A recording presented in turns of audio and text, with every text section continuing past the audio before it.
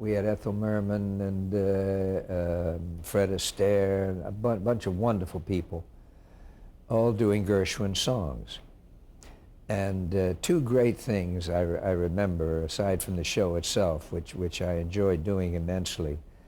One was while we were doing it, Fred Astaire at one point had a sequence of about 7 or 8 songs that he did one after another. Not all the way through necessarily, but parts of, you know, a rainy day, a foggy day in London town, etc.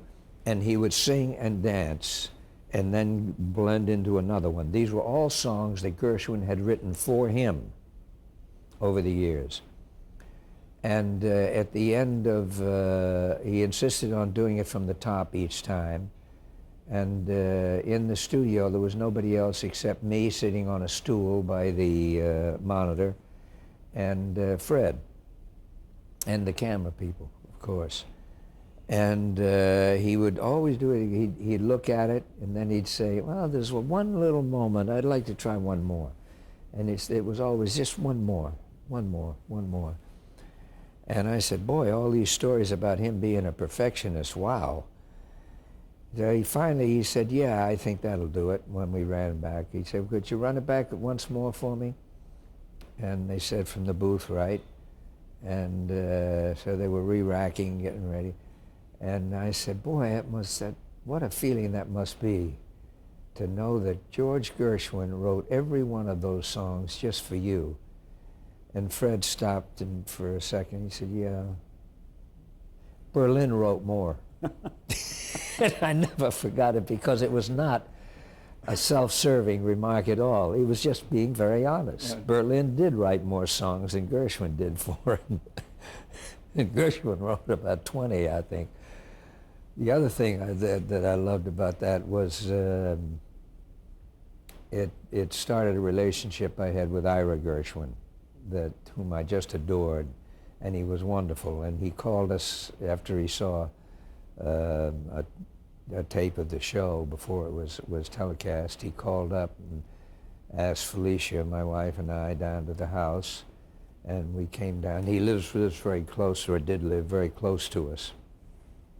So we trotted on down the street and went to his house, and he and his wife Lee were very gracious, and we were having tea and stuff, and he says, I have a present for you. He says, I know you love George's music. And I said, oh, God. Because that really got me playing the piano, was Gershwin's music, or trying to pick it out by ear. And so he brought down 3 little framed sketches. Now, George, as you undoubtedly know, was a painter. Right. And he was also a doodler, like mad. And what these were doodles that he made whenever he was on the phone in the lobby of the Ritz Hotel in Boston, when they would have a show, and all shows went out of town in Boston in those days, and then to New Haven, and then in.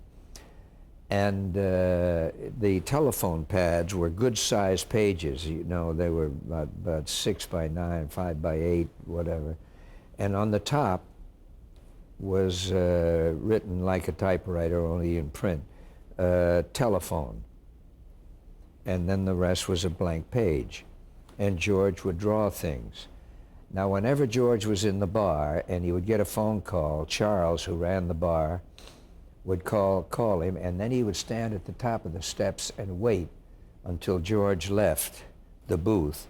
And then he'd go in like a pistol shot and grab that sketch. He ended up with over 50 of these doodles that were original Gershwins. And they were marvelous. They were everything from dogs to faces, and sometimes the face of the person he was talking to, sometimes himself, whatever.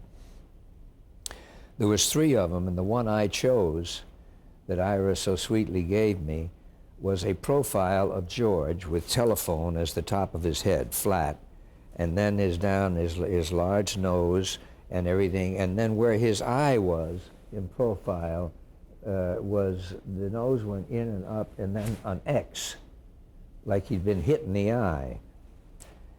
And so it was probably Vinton Friedley or one of his producers giving him hell about some song that they didn't like. And what he did was have them all framed, and then he took George's canceled checks and cut the signature out and had that matted in at the bottom. So you had the sketch and then George's signature underneath. They all came from Charles. When George passed away, he very sweetly sent all of them to Ira, who gave some to colleges and some to foundations and this and that, and others to friends. And he had 3 left, and that's how I got one. You obviously treasure those and still have them. Yeah.